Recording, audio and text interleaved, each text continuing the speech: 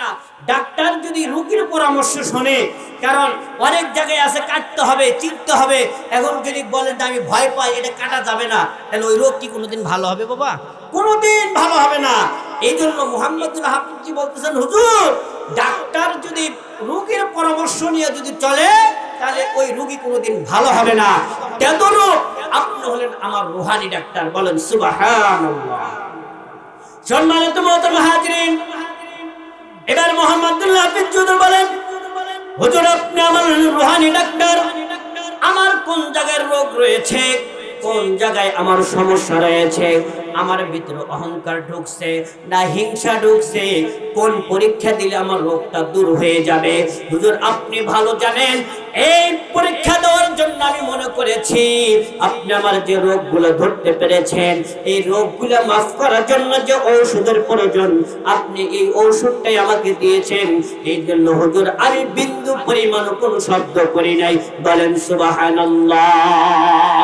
এই জন্য সম্মানিত মুহতারাম হাজিরিন, তাহলে আমরা যদি পীরের হাতে যদি বায়াত গ্রহণ করে, উলামায়ে কেরামের হাতে যদি আমরা বায়াত গ্রহণ করি, উনি যদি বলে তোমাকে 5 ওয়াক্ত নামাজ পড়তে হবে, তোমাকে বিড়ি খাওয়া যাবে না, তোমাকে সুদ খাওয়া যাবে না, তোমাকে ঘুষ খাওয়া যাবে না, জিনা করা যাবে না, খারাপ কাজ করা যাবে না, মিথ্যা কথা বলা যাবে না, বলে কি বলে না? পীর সাহেবরা হুজুররা যখন আপনাকে বায়াতনামা দিয়ে দেয়, যখন আপনাকে ওয়াদা করে দেয়, আপনি ওয়াদা করার পরে হুজুরের কথা আপনি মানেন না, হুজুর যদি আপনাকে একটা প্রশ্ন দেয়, যদি আপনাকে হুজুর যদি একটা পরীক্ষা দেয়, আপনি বলেন না না ওই পীরের কাছে আমি যাব না। সম্মানিত মুহতারাম হাজিরিন, এই জন্য যদি আমি বায়াত গ্রহণ করি, উলামায়ে কিরামকে যদি আমি দিক নির্দেশনা মেনে নেই, যদি তাদের পথে যদি চলতে চাই, তাহলে অবশ্যই অবশ্যই তাদের পরিপূর্ণ কথাগুলো আমাকে মানতে হবে। কথা বলেন ঠিক কিনা? কিন্তু সম্মানিত মুহতারাম হাজিরিন, আল্লাহ রাসূল সাল্লাল্লাহু আলাইহি ওয়াসাল্লাম সুন্দর করে হাদিসের মধ্যে বলে দিয়েছেন, লা তাআতা লিমাখলুকিন ফি মা'সিয়াতিল খালিক।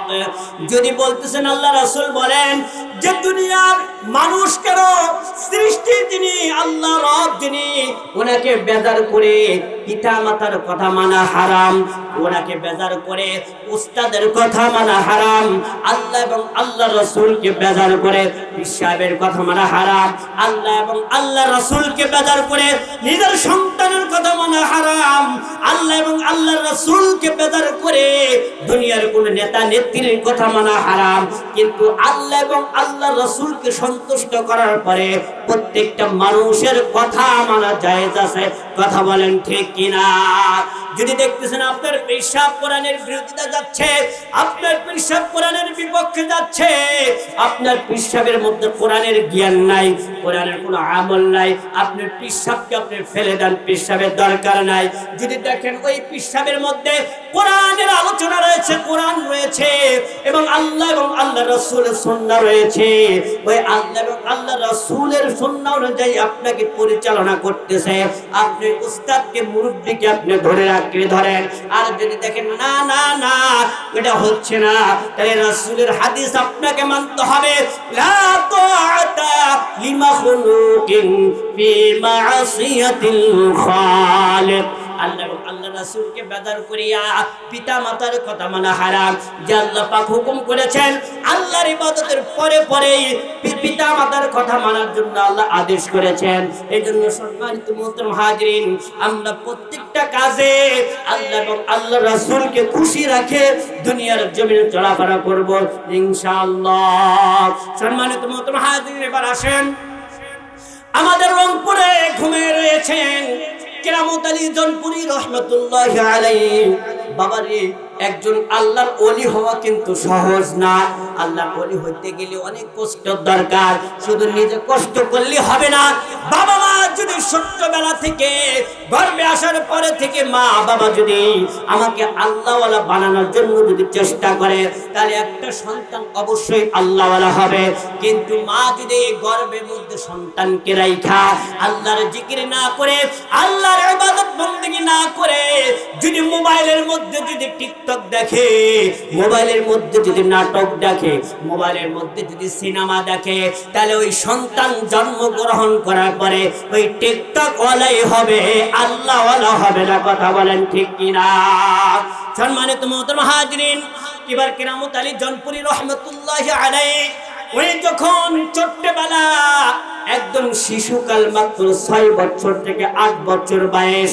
বন্ধুগণ আমার বাবাজিরা, সময় সংক্ষিপ্ত, আলোচনা বেশি লম্বা করব না, কারণ আমার পরে আমার বড় ভাই আসমি ভাই রয়েছেন, উনি অনেক সুন্দর আলোচনা করে, আপনার মন মুগ্ধকর ভাবে আলোচনা করবে। আমি অল্প সময়ের মধ্যে আমি আলোচনা শেষ করে দিব।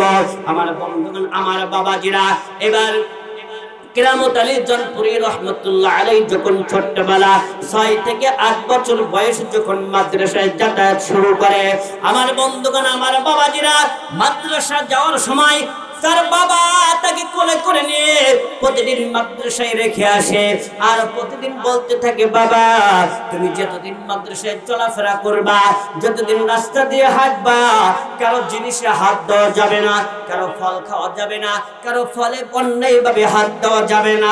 আমার বন্ধুগণ আমার বাবাজিরা, এবার যখন কেরামত আলী জনপুরি রহমতুল্লাহ আলাইহি বাবা যখন প্রতিদিন এইভাবে যখন সবক শোনাইতে যখন মাদ্রাসায় নিয়ে যায়, আমার বন্ধুগণ আমার বাবাজিরা খুব খেয়াল করে শুনবেন। আজকে দেখা যায় বাবা মারা বলে, হুজুর আমার সন্তান আমার কথা মানে না, বলে কিনা? কথা বলেন, বলে কিনা? অনেকের বাবা মা অভিযোগ করে, হুজুর আমার সন্তান আমার কথা মানে না, আমার সন্তান আমাকে ভাত দেয় না, আমার সন্তান আমার অবাধ্য হয়ে যায়।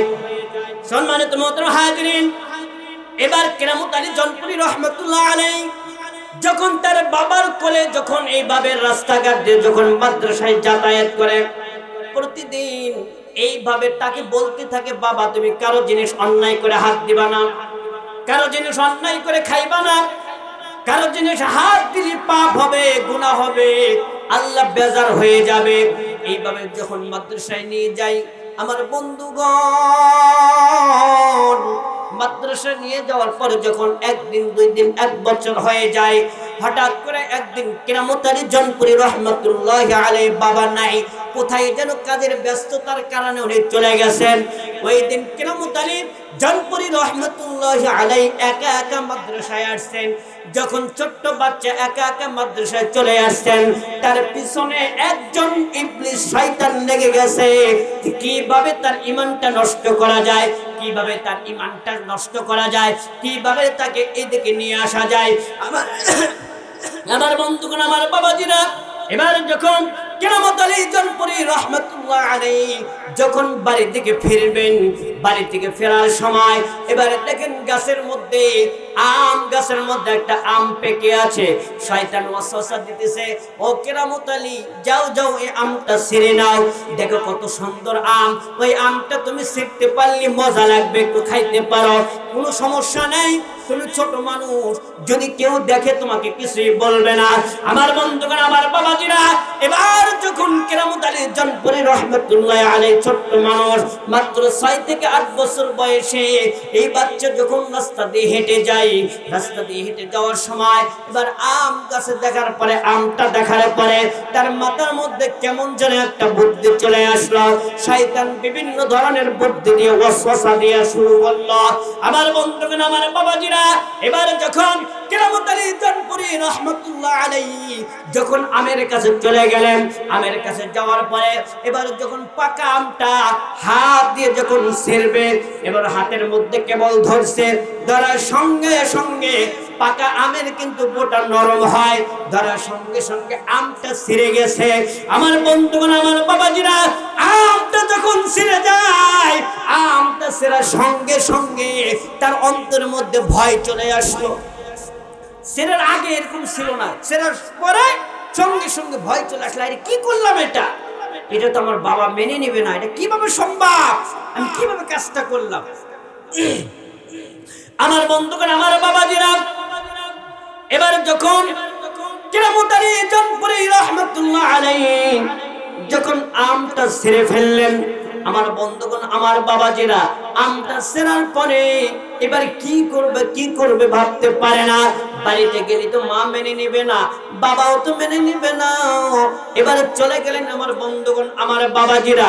বাড়িতে যাওয়ার পরে দেখে বাবা নাই, বাবা কোথায় যেন গেছে, এখনো আসে নাই। এবার ছোট্ট বাচ্চা কেরামত আলী জনপুরি রহমতুল্লাহ আলাইহি মার কাছে যেয়ে বলে, মাগো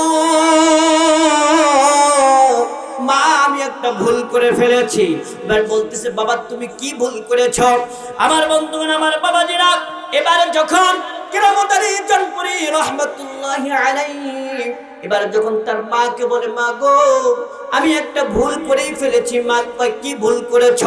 বলতেছে, মা আমি যখন মাদ্রাসা থেকে যখন আমি বাড়ি থেকে রওনা দেই, বাড়ির দিকে যখন আমি আসি, রাস্তার মধ্যে একটা আম গাছ, একটা আম পেকেছিল। বা আমি বুঝতে পারি নাই, আমি যখন আম গাছের নিকটে গেলাম, যাওয়ার পরে আমটা আমি ছিঁড়ি নাই। আমটা সাধারণত আমি হাত দ্বারা একটু ধরেছি, ধরার সঙ্গে সঙ্গে আমটা ছিঁড়ে গেছে। মা আমি তো ভুল করে ফেলেছি, মা আমাকে কি তুমি মাফ করবা না? এবার কেরামত আলী জনপুরি রহমতুল্লাহ আলাইহি মা বলতেছে, বাবা রে, তোকে আমি গর্ভে ধারণ করার পরে কোনোদিন মিথ্যা কথা বলি নাই। তাকে গর্ভ ধারণ করার পরে আমি কোনোদিন কারো জিনিস আমি হাত দ্বারা বলাই নাই, আমি কোনো অন্যায় কাজ করি নাই, আমি কোনো পাপ কাজের মধ্যে লিপ্ত হই নাই। আমি তাকে যতবার ছোট্টবেলা যখন আমি দুধ পান করাইছি, প্রত্যেকটা সময় আমি ওযু অবস্থায় তোকে দুধ পান করাইছি, আমি বিনা ওযুরে তোকে আমি দুধ পান করাই নাই। বাবা তুই কিভাবে এই অন্যায়টা করলি, আমি মেনে নিতে পারবো না। আমার বন্ধুগণ, আমার বাবাজিরা, এবার কেরামত আলী জনপুরি রহমতুল্লাহ আলাইহি বলতেছে, মা গো আমার তো ভুল হয়ে গেছে, মা আমাকে মাফ করে দাও, আমাকে ক্ষমা করে দাও।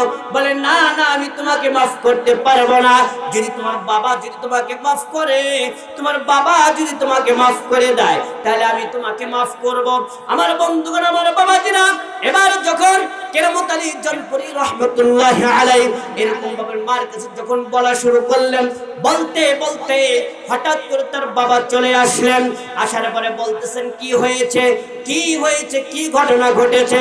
এবার ভয়ে কাঁপতেছেন। আমার বন্ধুগণ, আমার বাবাজিরা, যখন থরথর করে ভয়ে কাঁপা শুরু করে দিলেন, এবার মা বলতেছে, দেখো দেখো তোমার ছেলে কি কাজটা করেছে। আমার বন্ধুগণ, আমার বাবাজিরা, এবার বলে, কি কাজ করেছে? বলতেছে, তোমার সন্তান মানুষের গাছের আম ছিঁড়েছে।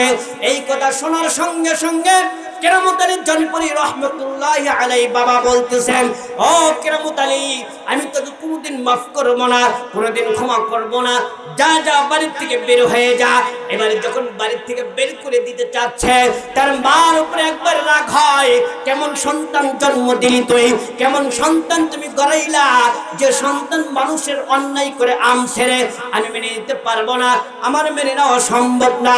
এবার কেরামত আলী জনপুরি রহমতুল্লাহ আলাইহি যখন কান্না শুরু করে দিল, একবার মার কাছে যায়, আবার বাবার কাছে যায়, আবার মার কাছে যায়, আবার বাবার কাছে যায়, আবার আল্লাহকে ডাক দেয়, ও আল্লাহ আমি তো ভুল করে ফেলেছি, আল্লাহ আল্লাহ আপনি আমারে মাফ করে দেন। এবার যখন মা বাবার কাছে যাইতে যাইতে এবার কেরামত আলী জনপুরি রহমতুল্লাহ আলাইহি তার বাবা ডাক দিয়ে বলে, ও কেরামত আলী, আমি তোমারে মাফ করতে পারি, কিন্তু একটা শর্ত রয়েছে। যদি আল্লাহ যদি তোমাকে মাফ করে দেয়, আরে আম গাছের আম যদি গাছে ফেরত দিতে পারো, তাহলে আমি তোমাকে মাফ করে দিব। বলেন সুবহানাল্লাহ।